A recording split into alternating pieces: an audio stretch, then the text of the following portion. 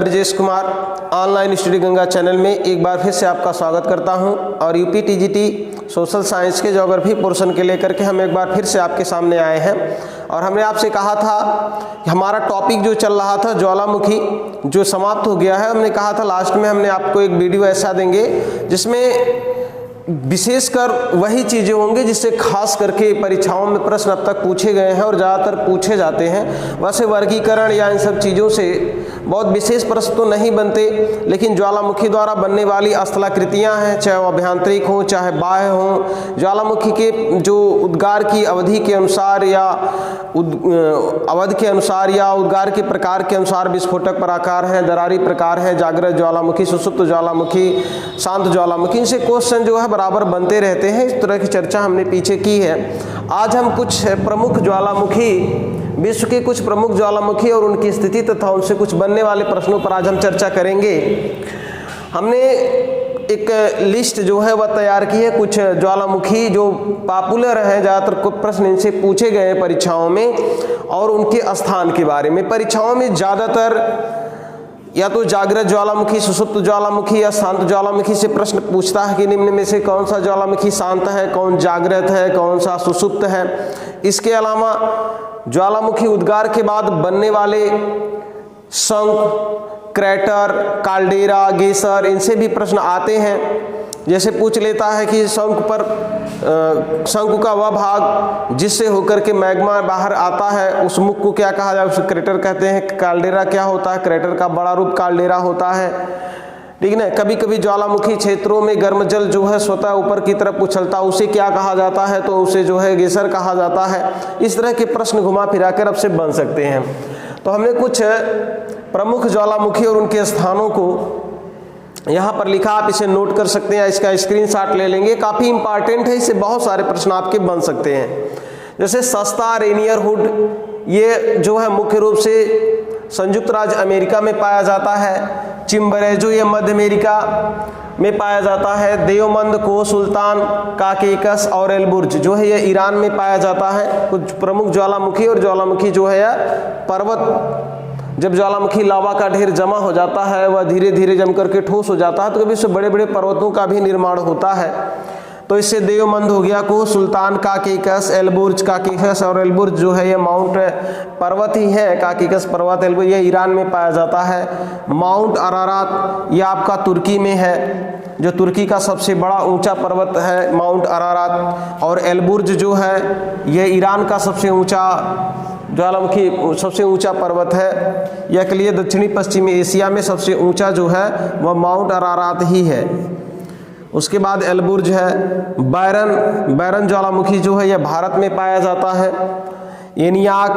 एनियाचक, यह एनियाचक जो है वह अलास्का का शांत ज्वालामुखी है। एनियाचक जो है वह अलास्का का ये एक शांत ज्वालामुखी, जैसे ईरान का देवमंद और कोह सुल्तान यह ईरान के शांत ज्वालामुखी है, उसी तरह से एनियाचक जो है वह अलास्का का एक शांत ज्वालामुखी है। और कटमई ज्वालामुखी अलास्का में ही मिलता है, जहाँ पर सहस्र धूम्र घाटी पाई जाती है।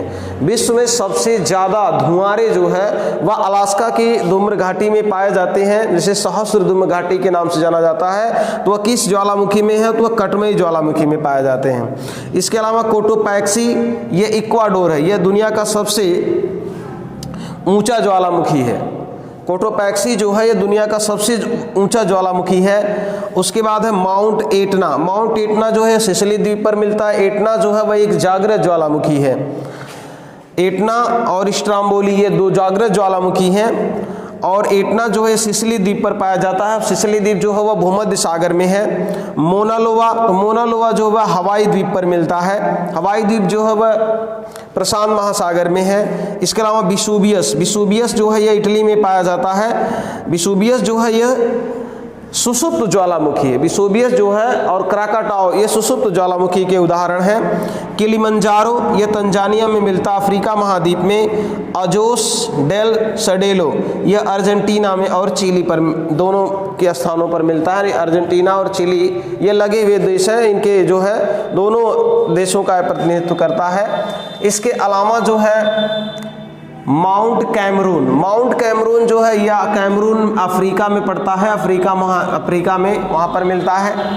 हेक्ला व लाकी या आइसलैंड में पड़ते हैं, और आइसलैंड में ही एक और है इजाफा और जाला जोकुल, ये दो जो है वह आइसलैंड में पाए जाते हैं। आइसलैंड में ही दरारी उद्गार हुआ था 1783 में, जिससे आइसलैंड का लगभग 1/3 भाग जो है उसके चपेट में आया था और लाखों लोग प्रभावित हुए थे। तो आइसलैंड में हेक्ला व लाकी और इजाफा जा जोकुल आइसलैंड, ये आइसलैंड में पाए जाते हैं। इसके अलावा माउंट पिनाटुबो जो हुआ फिलीपींस का एक सक्रिय ज्वालामुखी है। इसके अलावा यहाँ माउंट मेयान, माउंट ताल और भी ज्वालामुखी पाए जाते हैं। माउंट पिनाटुबो जो है ये वहाँ का सक्रिय ज्वालामुखी है। इसके अलावा स्ट्राम्बोली जो है ये लिपारी द्वीप पर मिलता है भूमध्य सागर में, और स्ट्राम्बोली को ही भूमध्य सागर का प्रकाश स्तंभ कहा जाता है। इससे हमेशा प्रज्वलित गैसें निकलती रहती, जिससे आसपास का जो क्षेत्र है वह प्रकाशमान रहता है। इसीलिए स्ट्राम्बोली को भूमध्य सागर का प्रकाश स्तंभ भी कहा जाता है। यह प्रश्न परीक्षा में बहुत बार पूछा गया। उपनाम ज्यादातर पूछे जाते हैं। स्ट्राम्बोली भी एटना की तरह जो है वह सक्रिय ज्वालामुखी है। स्ट्राम्बोली भी सक्रिय है और एटना भी सक्रिय जो है। यह सिसिली द्वीप पर मिलता है, यह लिपारी द्वीप पर मिलता है। तो एटना जो है वह सिसिली द्वीप पर मिलता है, स्ट्राम्बोली लिपारी। प्रश्न में कभी कभी स्थानों के नाम पूछे गए हैं, बहुत बार पूछे जाते हैं। जैसे पूछ देगा कि स्ट्राम्बोली जो है भूमध्य सागर के किस द्वीप पर मिलता है, सिसिली द्वीप पर मिलता है, लिपारी द्वीप पर मिलता है। तो इस तरह के प्रश्न जो है वहां से बन सकते हैं। तो स्थानों का नाम भी जाना। स्ट्राम्बोली जो है वह लिपारी द्वीप पर मिलता है और एटना जो है वह सिसिली द्वीप पर मिलता है। सिसिली से ही ठीक उत्तर में लिपारी द्वीप पड़ता है भूमध्य सागर में, वहां पर तो स्ट्राम्बोली जो है ये जागृत ज्वालामुखी है, और स्ट्राम्बोली को भूमध्य सागर का प्रकाश स्तंभ भी कहा जाता है, क्योंकि इससे निकलने वाली प्रज्वलित गैसें जो निकलती रहती, बराबर जलती रहती, से आसपास का क्षेत्र जो है वह प्रकाशमान रहता है। इसके अलावा माउंट इरेबस जो है रॉस, अंटार्कटिका में महाद्वीप पर रॉस स्थानवास पाया जाता है। और हमारी जो पैसिफिक रिंग है, जो प्रशांत महासागर का जो वितरण है चारों तरफ ज्वालामुखी का, जिसे पैसिफिक रिंग कहते हैं, उसकी शुरुआत भी इसी इरेबस से ही होती है। इरेबस से ही ज्वालामुखी की शाखा शुरू होकर के एंडीज पर्वतमाला का अनुसरण, दक्षिणी अमेरिका के एंडीज पर्वतमाला का अनुसरण करती हुई फिर रॉकीज एंडीमाला से होते हुए अलास्का, फिर उसके बाद फिर वह कमचटका के सारे एलोसियन द्वीप और जापान द्वीप को होते हुए फिलीपींस तक पहुंचती है। तो ये माउंट इरेबस जो है यह रॉस अंटार्कटिका में पाया जाता है। यहीं से हमारा पैसिफिक रिंग शुरू होता है, जिसे प्रशांत महासागर का ज्वालावृंत कहते हैं। और विश्व के सबसे ज्यादा ज्वालामुखी जो है प्रशांत महासागर के दोनों तटों पर पाए जाते हैं, इसीलिए पैसिफिक ऑफ से रिंग भी कहा जाता है। फ्यूजियामा जो है जापान का सबसे प्रमुख ज्वालामुखी है। फ्यूजियामा जो है यह जापान का सबसे प्रमुख ज्वालामुखी पर्वत है। इसके अलावा क्राकाटाओ जो है ये इंडोनेशिया में पाया जाता है। क्राकाटाओ भी एक सुषुप्त ज्वालामुखी है, और क्राकाटाओ का में जो है इतना भयंकर विस्फोट हुआ था कि वहाँ लगभग 30 फुट तक ऊंची लहरें उठी थी इंडोनेशिया क्षेत्र में। ये क्राकाटाओ एक सुषुप्त ज्वालामुखी है। उसी तरह जैसे विसुबियस भी एक सुषुप्त ज्वालामुखी जो इटली में मिलता है, क्राकाटाओ भी एक सुषुप्त ज्वालामुखी है जो इटली में मिलता है। इसके अलावा है पोपोकैटिपिटल जो है यह मैक्सिको में मिलता है। मैक्सिको मध्य अमेरिकी क्षेत्र का एक देश है मैक्सिको। इसके अलावा माउंट पीली जो है यह मार्टिनिकी द्वीप पर पाया जाता है। और माउंट पीली जो है ये दुनिया का सबसे खतरनाक ज्वालामुखी, ये भी एक सुषुप्त ज्वालामुखी है जिसका लावा एकदम लसलसा होता है।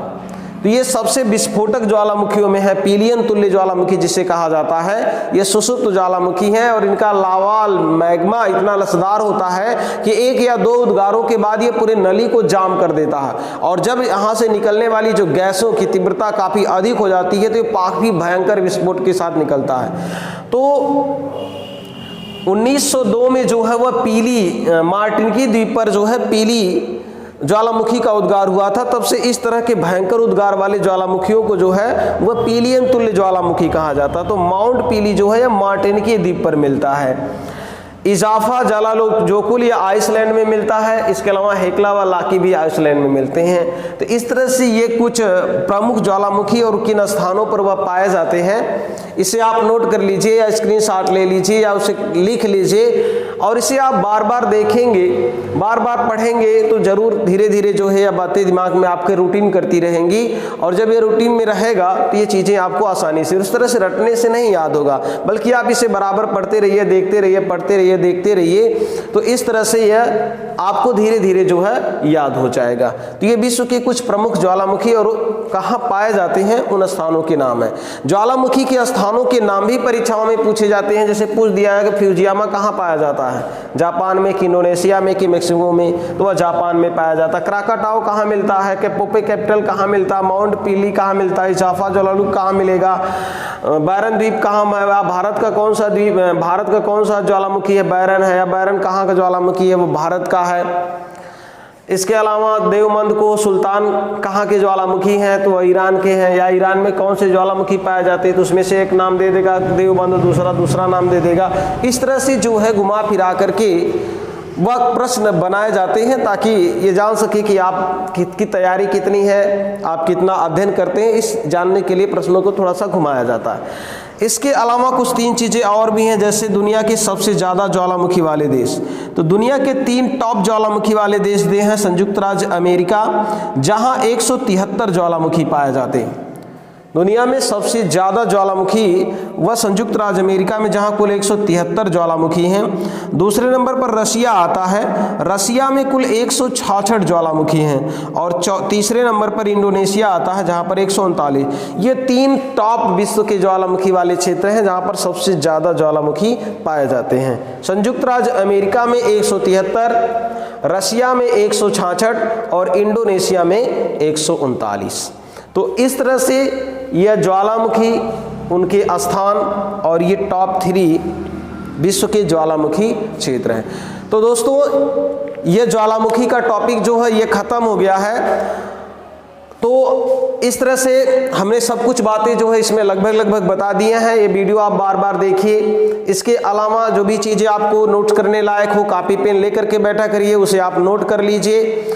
जो भी छोटी छोटी बातें मिलती हैं उसे आप कलेक्ट करते जाइए। आपकी परीक्षा में कहाँ से कैसे प्रश्न बन सकता है, कहीं से भी प्रश्न आपको बन सकते हैं। वह स्थानों के नाम पूछ सकते हैं, या इनका नाम दे, ज्वालामुखी का नाम दे करके स्थान का नाम पूछा जा सकता है, स्थान का नाम दे करके ज्वालामुखी का नाम पूछा जाता है। इस तरह के प्रश्न जो है बराबर परीक्षाओं में बने हैं। इसके अलावा ज्वालामुखी शंकु, यानी ज्वालामुखी शंकु बनने के बाद उनके जो अंग, ज्वालामुखी नली, ज्वालामुखी का मुख, क्रेटर, काल्डेरा, धुआंरे, गेसर, इन सब से भी प्रश्न बनते हैं। तो सबसे इंपॉर्टेंट है कि आप इन सब चीज़ों को याद कर लें। तो दोस्तों ये ज्वालामुखी का टॉपिक आपका खत्म हो गया। आज के लिए बस इतना ही। फिर नेक्स्ट वीडियो में नए टॉपिक के मिल सकते हैं। तब तक के लिए नमस्कार।